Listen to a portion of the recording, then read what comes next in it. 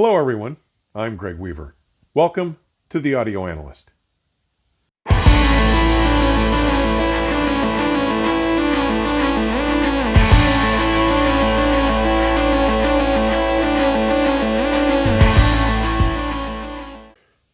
Welcome to the reveal of my Fab Five, the 5 most accomplished, most musically engaging systems that I encountered at this year's Capital Audiofest. Like last week, I will post full equipment listings with pricing in today's description for the rooms I'll be discussing here.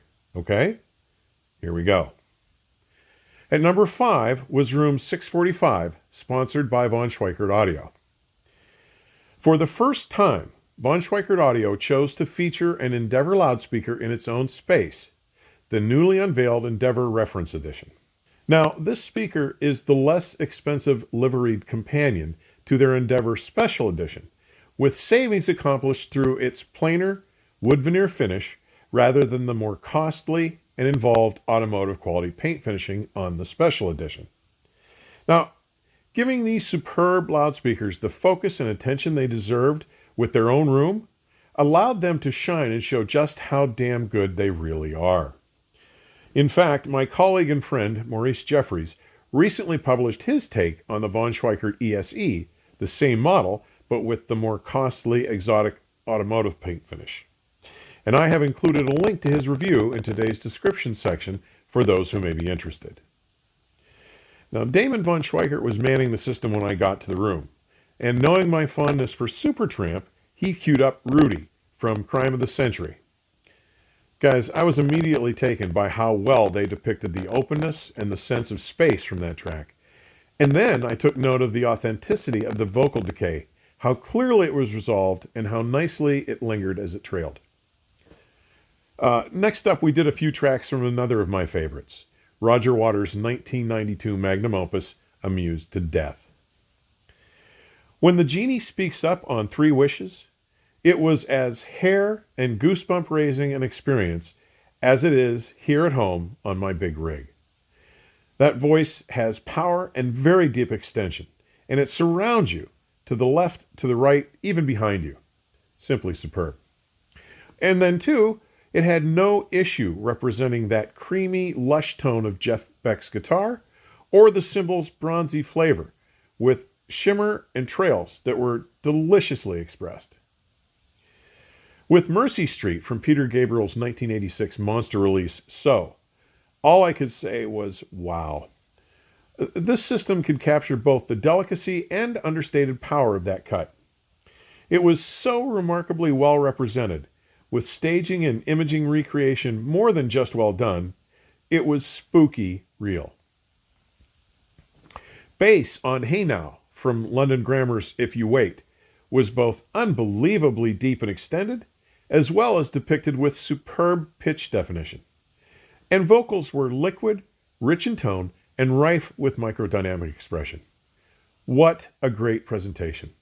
I am so glad that listeners finally got to hear just how freaking excellent these speakers are on their own. At number 4 was Room 525, sponsored by GT AudioWorks. Now, this system featured the latest reference panels and dipole subs from Greg Takesh, paired up with the new flagship DAC from Poland's Lampizator, the Horizon, and some really exciting new amplification from Westminster Lab. Each of the main panels holds a 6-foot-tall by 10-inch wide proprietary, crossoverless, full-range planar magnetic line source driver that is driven from 50 Hz to 5 kHz. Then, a 6-foot-tall by 1/2-inch wide pure ribbon tweeter is housed just inside the full-range panel and is crossed over at 6 decibels per octave using VH Labs capacitors. The panels alone are rated from 40 Hz to 30 kHz.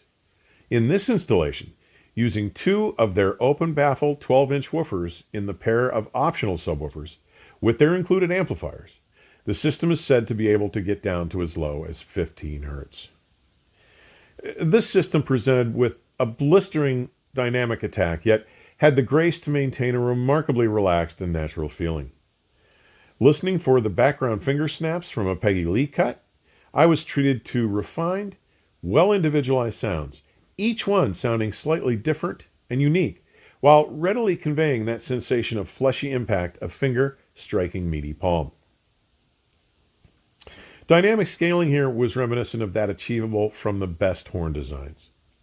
Listening to well-recorded drum tracks revealed superb attack with excellent pitch definition, clearly revealing drum head skin tone. This dynamic prowess also allowed for starkly well-defined instrumental trail and decay detail. Overall tonality was nicely refined, with the blat on horns authentically presented, as well as microdynamic shadings of subtle piano noodlings. I was especially impressed with how well it exposed Elton John's voice on Talking Old Soldiers from his 1970 loose concept album about the American West, Tumbleweed Connection. It was so natural, so there, so transparent, that I just had to include this room in the top 5. At number 3, the Twinbrook room, hosted by High End by Oz. Now, this room included the same partners as last year, but with some changes to the hardware lineup, including loudspeakers from Lancia Audio of Germany, the company that features the proprietary Corona plasma tweeter.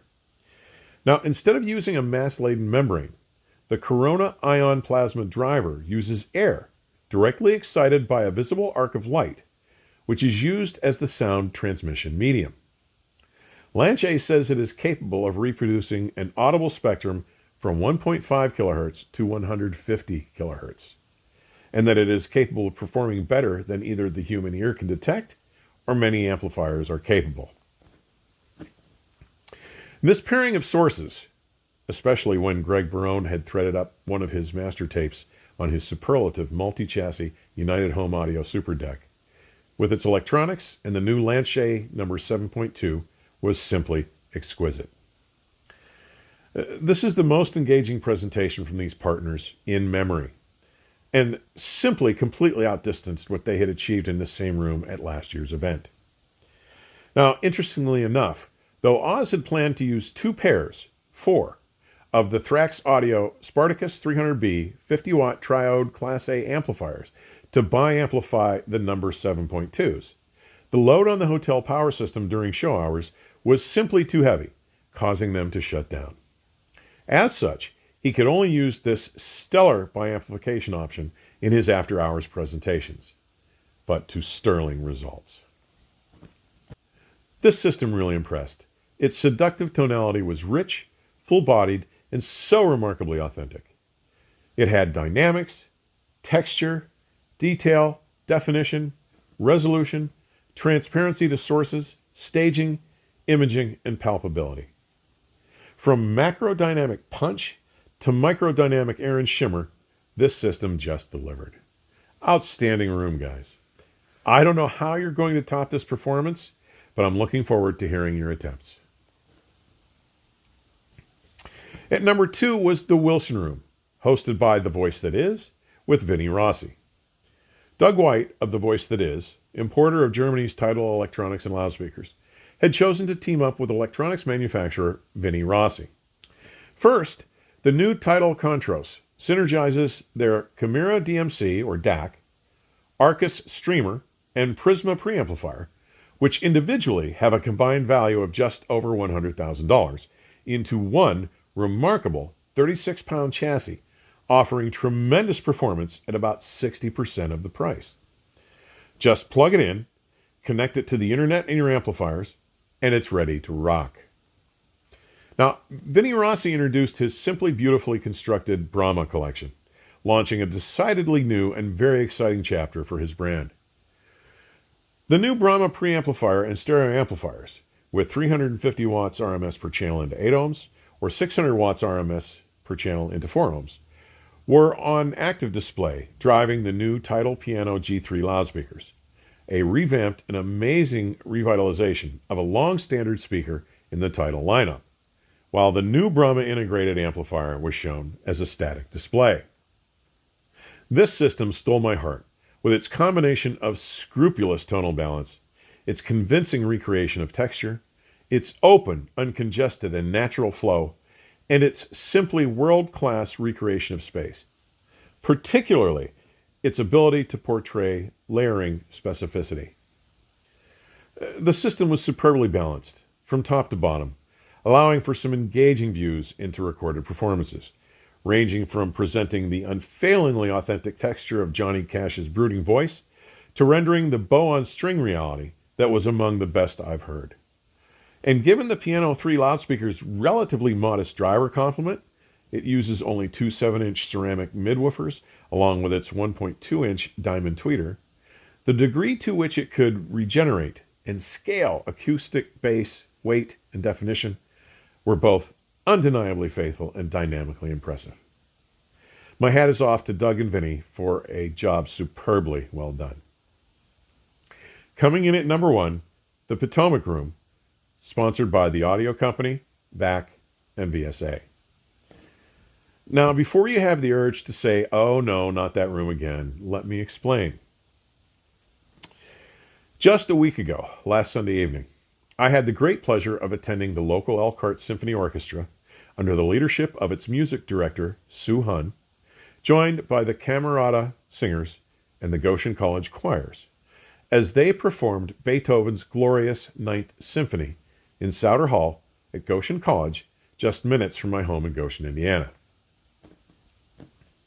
Souter Hall is a magically engaging concert space, so well regarded, in fact, that Stereophile's John Atkinson has made several recordings there over the years.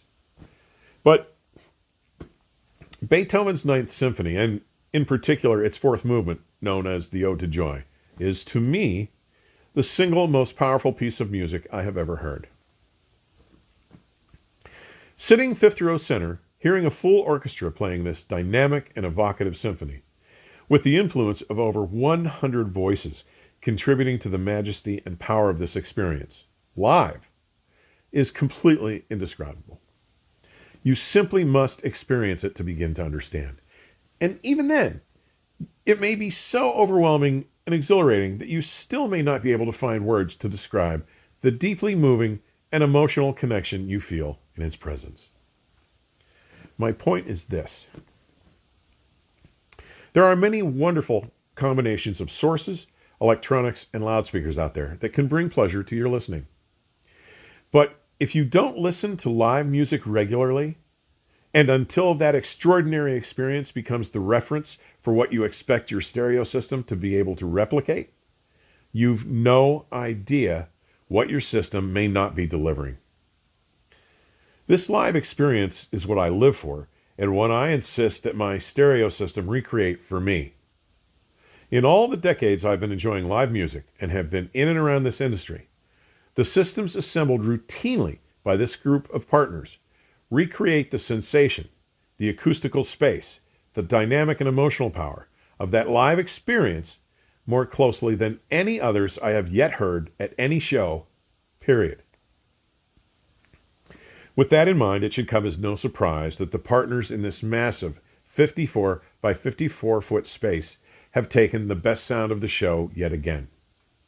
Now, this year was the first time that they have shown any product at this show in the Potomac Room other than either their $365,000 Ultra 11 or their $250,000 Ultra 9, my current reference loudspeakers that you see behind me. Instead, choosing to highlight the newest Ultra product, the superlative Ultra 7. And as well as the beautiful static displays to the left and right of the two doorways into this enchanted listening experience, this year they chose to include the entire Potomac foyer space, which, when combined with the Potomac Room, was an area over some 6,000 square feet. Yeah, go big or go home, right? This extra 3,500 odd feet of Potomac foyer space was pressed into service as an enticing display space, showcasing more than a dozen pieces of VAC equipment, hosting a big screen that ran a continuous video presentation, and serving as a lounge meeting space for the team members and showgoers. Now, this system delivered it all: truthful timbre, vivid tone, rich texture, and full, deep, pitch-defined bass. Its remarkably refined, delicate expression of resolution and transparency allows you to be witness to the subtle inflections of every instrumental voice. It exhibits an expressiveness of nuance that can move you to tears one moment and the next, its explosive scaling and driving sense of pace can get you on your feet dancing. It places the performers and their instruments in their proper space and reconstructs them with properly sized voices, recording permitting. When combined with its remarkable ability to regenerate the sonic tapestry of recordings with a palpable expression of the body and bloom of the performance, the resultant musical envelope allows you to temporarily suspend disbelief and succumb to the illusion that what you are hearing is the music as it was created in its original space and not merely the recreation of that event by a complex reconstruction engine, a conglomeration of electromechanical devices. Isn't that what we all really want from our music reproduction systems? As usual, the underlying convincing reality of the sonic portrayal generated by this remarkable system just has to be heard to be understood. In fact, one relatively new to the industry member, one who had previously stated that he never really got what all the fuss was over the sonic results of the exceptional systems assembled by these partners, took the time to give this system a serious listen. After this session, after really listening and taking in every subtlety and nuance of what this system had to offer, with wild-eyed enthusiasm, he publicly described the remarkable experience as surreal. He had finally gotten it. Guys, such results are not surprising to music-loving showgoers like me, listeners whose only reference for evaluating a music reproduction system's worth is the live event. We've recognized their exceptional contributions, having heard this magic time and time again at dozens of shows around the world. In fact, the term surreal would not be the term I would use for the level of sonic accomplishment attained by this system, as the sensation is as close to that of a live performance as I, or any of my colleagues, friends, or industry insiders I know, have ever experienced at a show, period. If you are truly experienced with the sound and sensations you get and feel hearing live music, then you would completely understand just how damn realistic this system is. You will begin to understand the allure and emotional involvement you can only experience with this level of gear. No, I'm not saying you can't put together an engaging, musically satisfying system for a whole lot less dough. But once you hear what can be accomplished by a system of this caliber, at this level of state-of-the-art performance, you will forever understand just how monumentally engaging and moving the very best gear, properly assembled and set up, can provide you with a similar empirical experience and emotional connection to your recorded music as you listen at home. My sincerest thank you to the partners who worked so hard to bring us this close to our beloved music, and to show owner and organizer Gary Gill for running such an exciting and engaging event. Well, that wraps up my take on the stirring success that was the 2022 Capital Audiofest. See you next November. Thank you for dropping in today. Please click the subscribe and notify buttons if you haven't already. Be sure to share your comments or questions, and don't forget to like and share links to your favorite episodes with your friends or on social media. Further information on supporting the channel may be found in today's description section or at my website, theaudioanalyst.com. Please stay safe and keep the music playing. Till next time.